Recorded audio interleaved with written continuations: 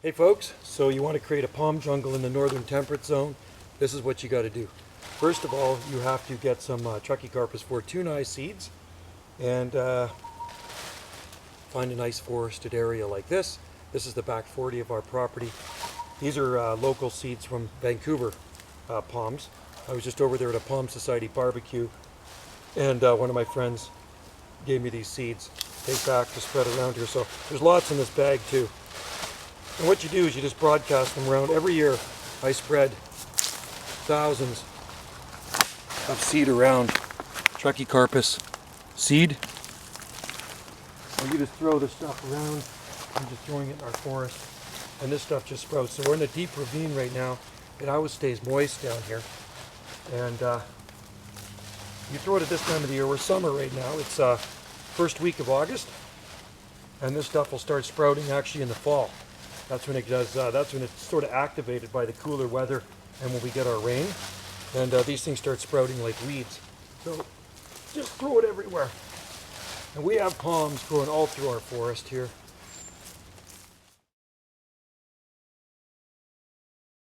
These ones, these seed stalks, you can hit them like that, or you can just bash them against the tree, and they will, and they'll come off and disperse easily.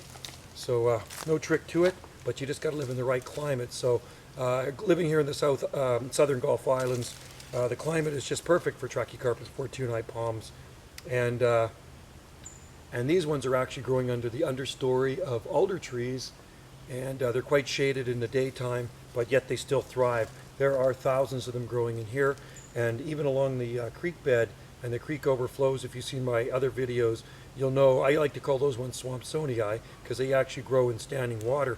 And I've also discovered one growing in our creek bed about this big. And obviously that seed was sown there last year, and it germinated, so that was underneath the water, that seed, when the creek was flowing. So we'll see how it does this year when the creek starts flowing again in the wintertime, and see if it continues to continue to thrive. So anyway, folks, that's all you got to do is grab those seeds, spread them around, and let Mother Nature do the rest. It's really, really easy. There's no trick to it whatsoever. And I'll grab the camera and I'll show you some self-seeded palm trees. Let's see what we can do. It's like an Easter egg hunt. There's so much grass and horsetail around here. Let's look around. There's a lot of pedicites.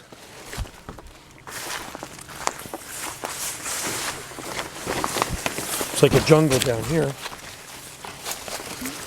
I'm actually going to sow some in the... Oh, there's one right there. Okay. So, I probably stepped on it when I walked over. Look at that. Isn't that a beauty? Right there. Growing amongst another one there. So anyway, that's what they look like. They're just naturalized palms growing in the forest. Another one there. They're all over the place. Let's go into here. I'm going to sow some more over here. And you can see, I think the deer have been in here eating a few of them. Time to do some killing and grilling, folks. Yeah, deer have eaten the leaves off of that one. Anyway, there's lots of palms in here. There's no short. If they eat a few of them, I think they've been eating the horsetails too. So, yeah, they've been eating definitely a few of the palms. Haven't touched those ones yet. Ouch! Prickles in here. So there you have it, folks. Trachycarpus fortunae. How to create the northern temperate jungle of windmill palms. Try it. It's easy. Thanks for watching. And stay tuned for an update video because I'm going to sow some in that creek bed right now. It's nice and moist. Cheers.